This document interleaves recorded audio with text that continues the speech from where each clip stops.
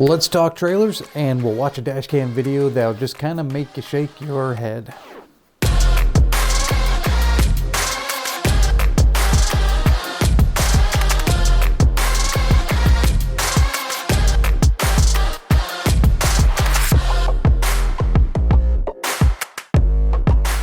Hello, welcome to Safety Update with Sam. I, of course, am Sam, safety supervisor of Meiborg and Silver Arrow. And thank you for watching this. I know there was a little bit of confusion. Last week, I had a number of you reach out and say, what's the cool new stuff that you're doing with the videos? And I want to say this, that it's going to be somewhat pretty much the same as what we have been doing. Now, we are going to do some different cool things, some ideas that I've got, and I'll share one with you at the end of this video, so you'll just have to stick around.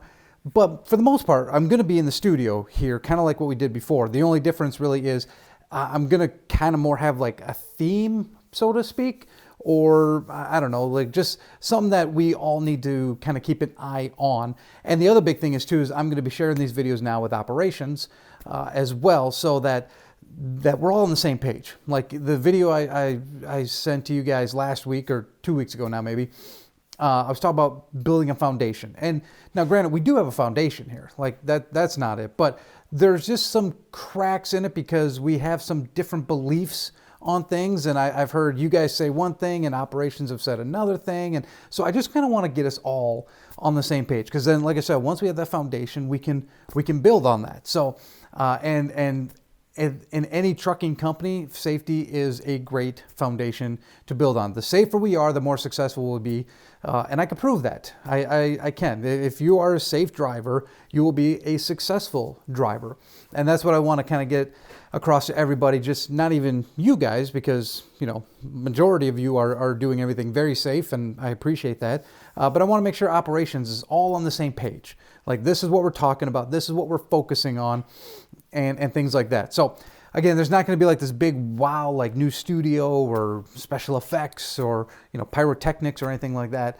Maybe I might blow something up later. Who knows? It's my show. I can do whatever I want. But yeah, it's going to be more focused on everybody as a company as a whole and what we should be looking for and what we should be doing. So with that, this week, we're going to be talking about trailers. Okay. We all know them. We all love them. They're the big long things behind the trucks, in case you didn't know that. If you didn't know what a trailer was, come see me. Okay. Anyways, we're going to talk about trailers because there have been a couple things that we need to address with them. First and foremost, I know I've said it before. I got to say it again. If you're pulling a load that has nails in it, you need to pull those nails up. Okay. Do not leave that trailer for the next guy. Okay. That is incredibly rude. And it's just a horrible thing to do. If it's your load, your trailer, pull those nails up. I know sometimes they're hard and and it's just not fun. I get it. And time is money. I get that. I really do. But if you're on a load that you have nails on, pull them up. Do not leave them for the next guy. The other problem with that is if you don't pull them up and the next guy doesn't notice that, and we go get loaded and the shipper doesn't notice that, we could have some damaged cargo. We have already had some damaged cargo. Loading some stuff in, didn't see a nail, snags the cargo. All of a sudden, boom, Meiborg, has to pay for that cargo now because we didn't pull all the nails up. So make sure that you are doing that. Make sure you're pulling the nails up. Because I'll get, 3 to 4 calls a week of guys who will pick up trailers and there's still nails in them. We're going to go back and we're going to look to see who had those trailers. As a one-man safety crew, sometimes it's difficult for me to get on that because there's just a lot going on. But that is one thing now that I'm going to be focusing on, is that if I hear or if I get reports that there's nails in the trailer, I'm going to be going back and seeing who had that trailer. We have that record. So it's best for you to just start pulling those nails up and make sure that the trailers are cleaned out. Now, also with trailers, again, 3 to 4 times a week, I'll get a call from a driver saying, hey, there's damage to this trailer. They go to pick up a preloaded trailer and they say, hey, there's damage here to this. Make sure that if you are preloading a trailer and dropping it, that you do a post trip on that trailer. Okay. Make sure that you do a walk around, take a look. I do not trust shippers at all. they have, I don't know what's going on with them, but they have become just really bad at what they do. They're overweight on axles, and they're beating up our trailers pretty good.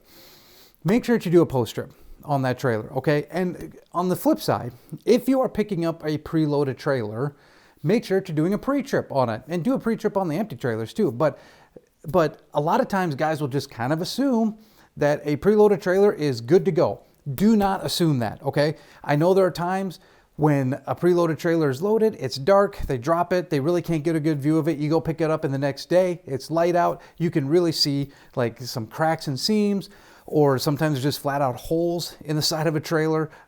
So make sure that you are doing a pre-trip on preloaded trailers. Do not assume it's DOT legal to run down the road. And if you do see something, let us know, okay? We'll get that fixed.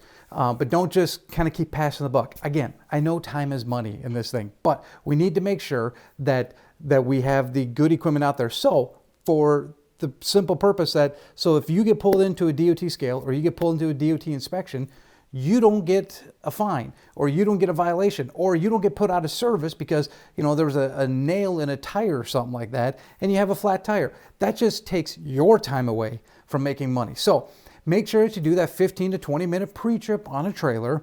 Look it over, make sure the tires look good, make sure the walls look good, make sure the front of the trailer looks good, because a lot of times when those load shift happens, they pop that front out. So do a proper pre-trip. Do not assume that a preloaded trailer is ready to roll down the road. And again, do not assume that an empty trailer is good to go either, because someone might have dropped it, didn't notice a crack in it. So make sure that we're doing proper pre-trips on the trailers, okay? Cool.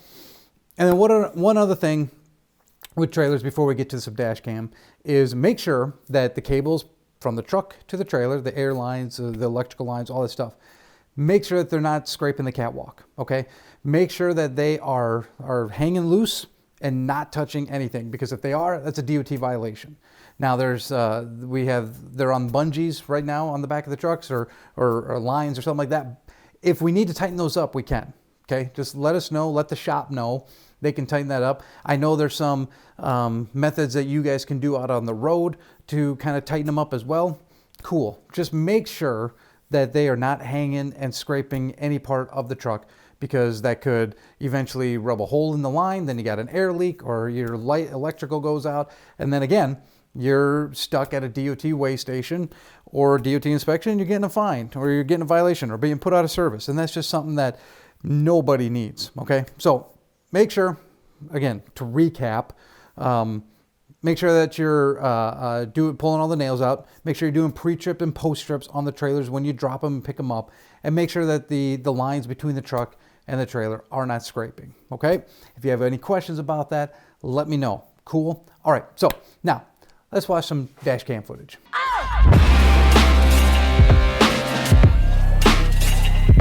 All right, here we are.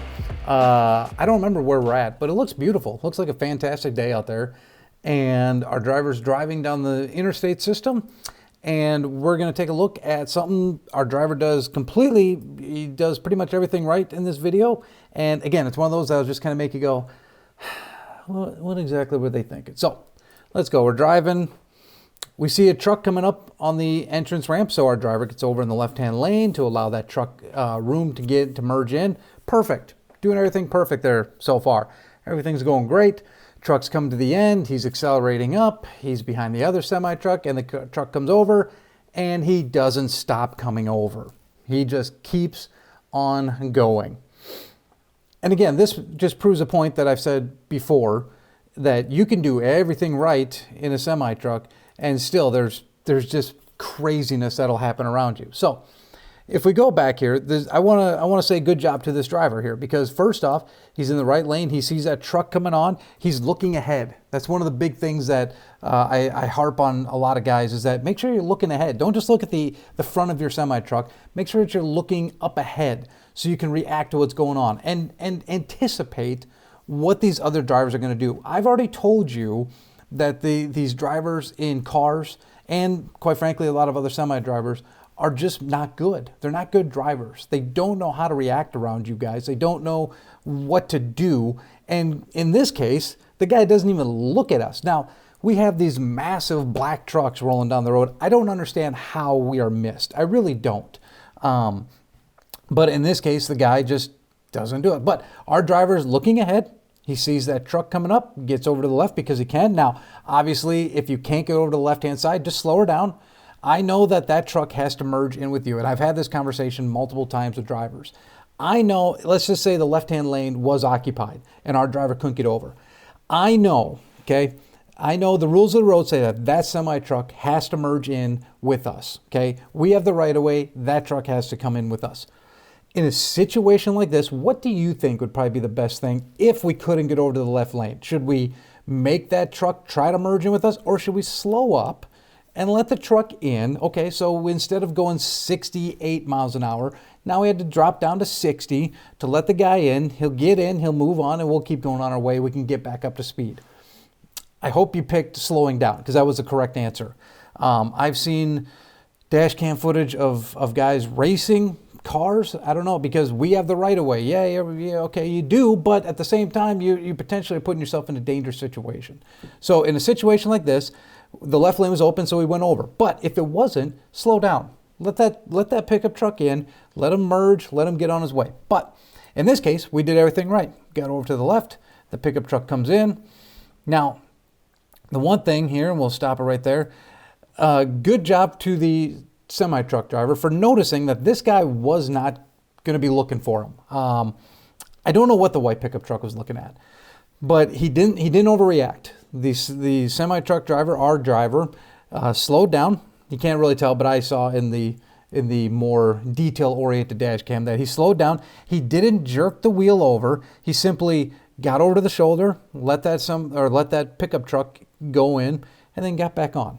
That's the biggest thing that I want to reiterate to you guys too, is if you find yourself in a situation where you've got a crazy car or pickup truck driver, do not overreact. Okay, when you overreact, that's when bad things happen. Okay, now, at the same time, do not play chicken with that pickup truck driver. Just like our guy did, just back her down. Back her down, get out of his way. He'll move on. Guess what? I haven't confirmed this yet, but I guarantee you that pickup truck driver and that semi-truck driver, our guy, have never seen each other since this incident, and they'll never see each other ever again. So what's the point of getting all upset and getting mad at the pickup truck driver for something that is really completely useless? It's not worth it. It's not worth your time. It's not worth your mental capacity to be upset. You can go, son of a gun, what is that guy doing? And then he goes on his way, okay? And we never have to worry about him again. Yeah, he's a bad driver. I can't imagine what his insurance looks like. But at the same time, not our problem. We did what we needed to do. Our driver did exactly what he should do. He let off the gas, got over to the shoulder there because he had room, let the truck go, and then he got back and he went back into his right-hand lane. That was a whole episode right there. That is how you handle that stuff. It's tough to anticipate that the pickup truck driver is not looking at you. I get that. So that's a really hard one to anticipate that he's going to make that move. But just always assume, I hate to say it this way, but always assume the worst, okay? If that pickup truck's coming in, just always have in the back of your mind that he might not see me. I'm in this giant black vehicle, but he might not see me. But good job to our driver in this situation. He did what he needed to do, and he did it safely.